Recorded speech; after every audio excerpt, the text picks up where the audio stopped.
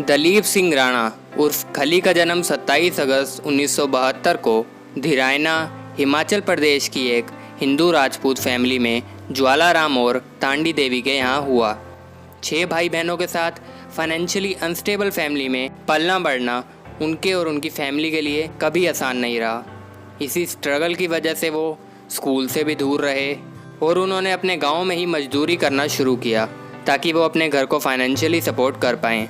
But फिर भी मजदूरी के पैसों से घर चला पाना उनके लिए बहुत मुश्किल था। पर इतने स्ट्रगल के बाद भी उन्होंने हार नहीं मानी।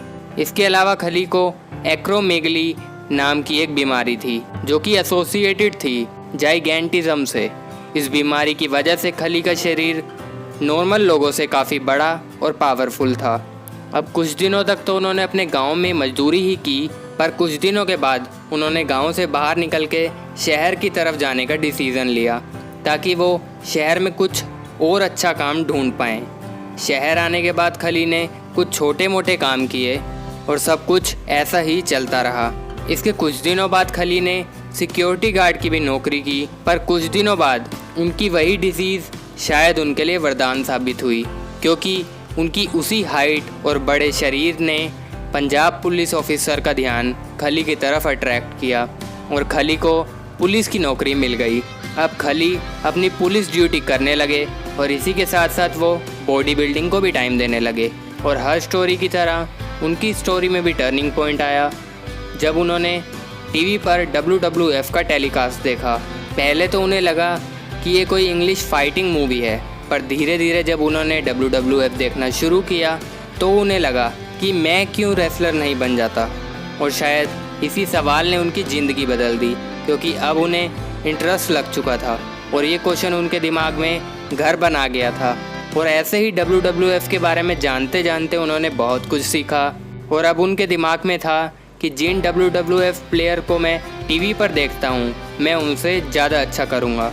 अब खली को बस एक ही डिसीजन लेना था, इस जॉब को छोड़ के अपने ड्रीम को पूरा करने का, और उन्होंने वही डिसीज़न लिया और वो पहुंच गए US, जहां उन्होंने ऑल प्रो रेसलिंग एकेडमी में रोलैंड अलेक्जेंडर के अंडर ट्रेनिंग लेना शुरू किया। पर एकेडमी में उनको सरवाइव करने में बहुत परेशानियां आई। उनको 10 फुट के रूम में सोना पड़ता था जहां पर एक बेड भी नहीं था, इसलिए उनको कपड़ों के ऊपर ही सोना पड़ता था।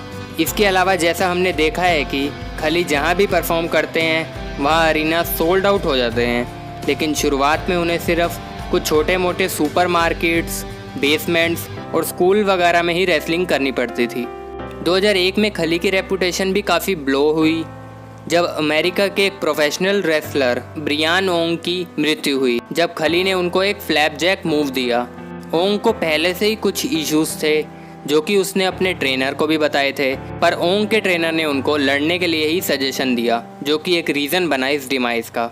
कुछ रेसलिंग कम्युनिटी ने तो डेथ के लिए खली को दोषी बताया और कुछ ने तो खली के ऊपर ये टैग भी लगा दिया कि खली के साथ काम करना तो बहुत ही डेंजरस है, जिससे कि खली को बहुत क्रिटिसिज्म मिला। पर फिर भी ये सब होने के बाद भी खली ने कभी हार नहीं मानी। शुरुआत में वो थोड़ा डर भी गए थे और सोच रहे थे कि मैंने ऐसा क्या किया है कि सब मुझे ही दोषी बता रहे हैं, पर उन्होंने भगवान पर भरोसा रखा और फाइनली उनकी इतनी रेपुटेशन ख़राब होने के बाद भी मैक्सिको एंड जापान ने उन्हें इनवाइट किया और खली ने दोनों जगह ही काफ़ी अच्छे मैचेस लड़े और खली ने विंस मैकमहन का ध्यान अपनी तरफ अट्रैक्ट किया जब खली एडम सैंडलर्स के द लॉन्गेस्ट यार्ड में दिखाई दिए। और यही वो टाइम था जब दलीप सिंह राणा ने अपना नाम द ग्रेट खली रखा, क्योंकि वो काली माता के बहुत बड़े भक्त थे।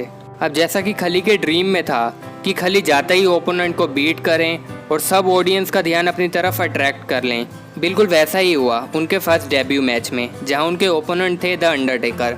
और यहां से उन्होंने एक ऐसी मेमोरेबल जर्नी शुरू की जो लगभग 1 डेकेड तक चली, जहां उन्होंने एक से एक मैच लड़े और पूरे वर्ल्ड में काफ़ी जगह रेसलिंग की और उन्होंने वर्ल्ड हैवीवेट चैम्पियन का खिताब भी अपने नाम किया।